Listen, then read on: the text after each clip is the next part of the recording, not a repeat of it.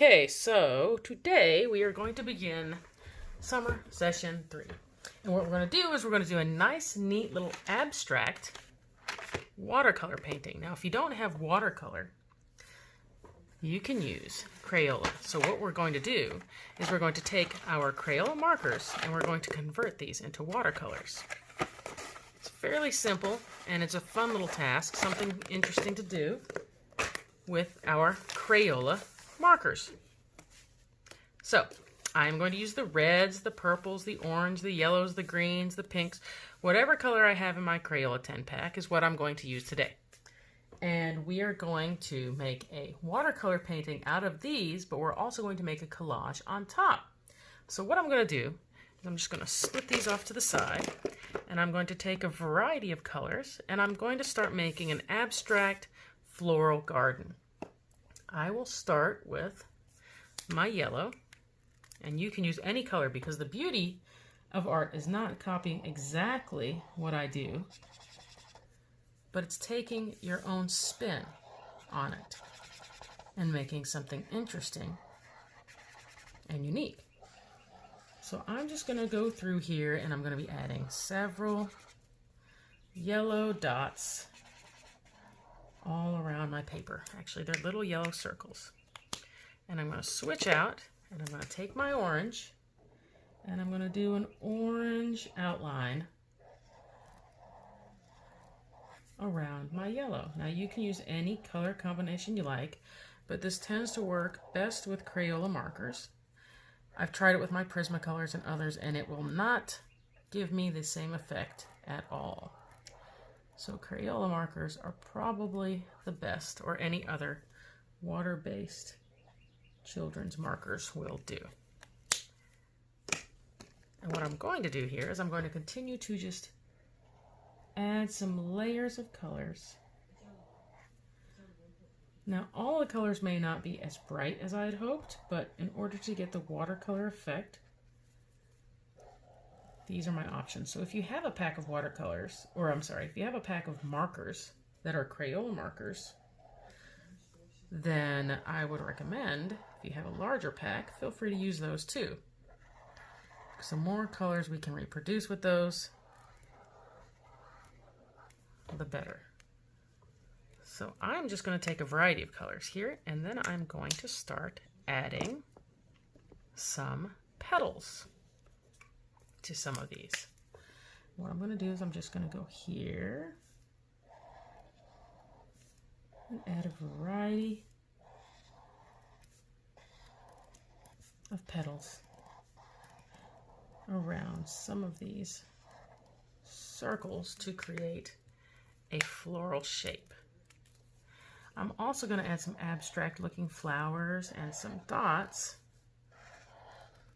to make it look more dynamic and interesting than just the basic little flowers. So after I add those, I'm going to come in here and I'm going to take my other color, probably a yellow, and I'm going to fill in the petals.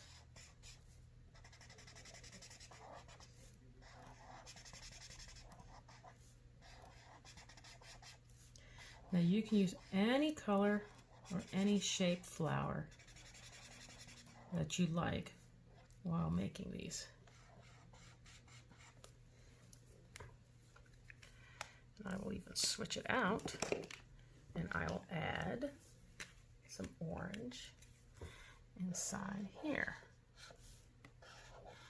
Now after I get these first two, I'm going to put it on a hyperlapse and you can see how I'm going to fill up the page with a variety of different shapes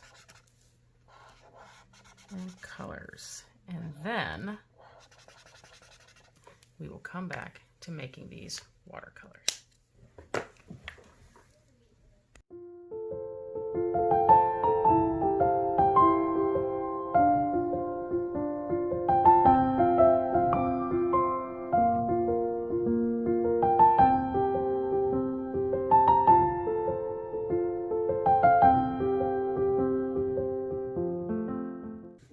Okay, so now we have a pretty basic but colorful Crayola marker backdrop, And what we're going to do is we're just simply going to get a bowl of water and a paintbrush, or a couple. I just have a lot, so I just filled up my bowl. We're just going to get water on our brush, and we're simply just going to come over here and we're just going to brush right on top of our markers in the same direction. Now, as you can see, it's starting to fan out in the green and bleed over the edges just like it would as if I were to start with some watercolors. So it creates a nice, neat, simple effect. Now, if you want it to bleed out more, then you just add a little more water. So I'm going to just go over my stems a couple times and let my Crayolas fade out and fan out as though I was doing a nice watercolor. So what I'm going to do is I'm going to rinse off my brush, maybe get a smaller one, and I'm going to do some of the detail here and follow in that curvature. And everything that I touch with water is going to have an effect that's going to flow like a watercolor. So I'll do some squiggles. And I'm not going to worry about perfection here. I'm worried about just having a good time and some creativity and seeing how my colors at this stage are going to blend. Now, this is just our first step, really, to get the background. We're going to come back in with a little woodland creature, a little animal.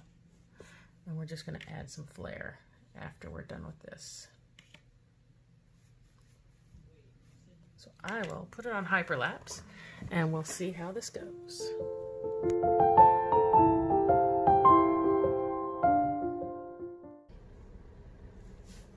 Okay, so I'm going to take this and move it because this is not the important piece that I was working on. This is just a background. So I like the way that it's kind of faded and blurred. What we're going to do is we're going to move this over out of the way to dry. And then while that is drying, we're going to come back here on another sheet of paper. And this is where we're going to start drawing a woodland creature. Okie dokes. So here we are, and I am going to fill in this area with, I think, a cute little fox, but it's going to be kind of large because it's going to go over some of my background. So what I'm going to do here,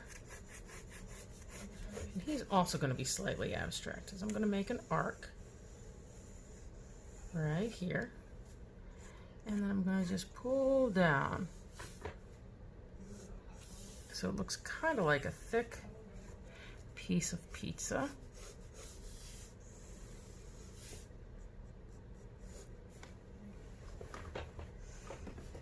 Oh, excuse me.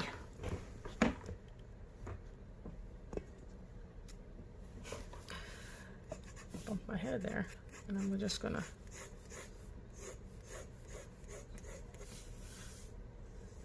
pull it down here and up to here. Flush that out just a little bit.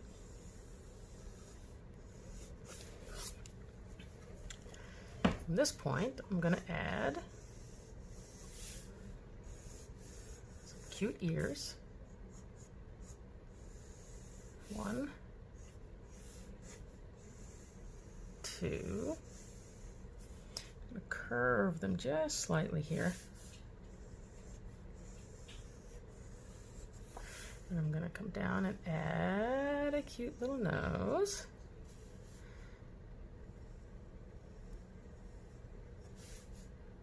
Two eyes. And just a little bit of a arc here and here. Then I'm going to pull down here And here. So we have our basic fox head.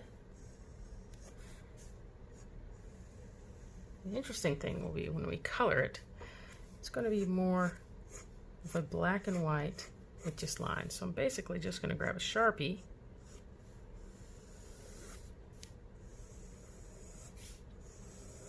and make a very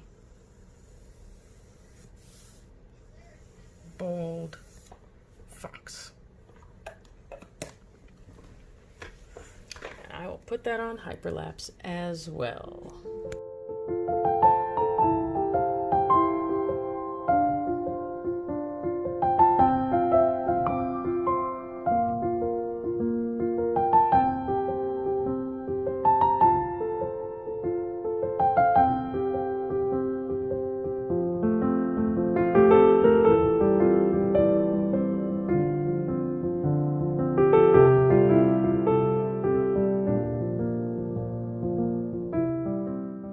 Alright, so there you go. You have a simple watercolor in the background with your Crayola markers.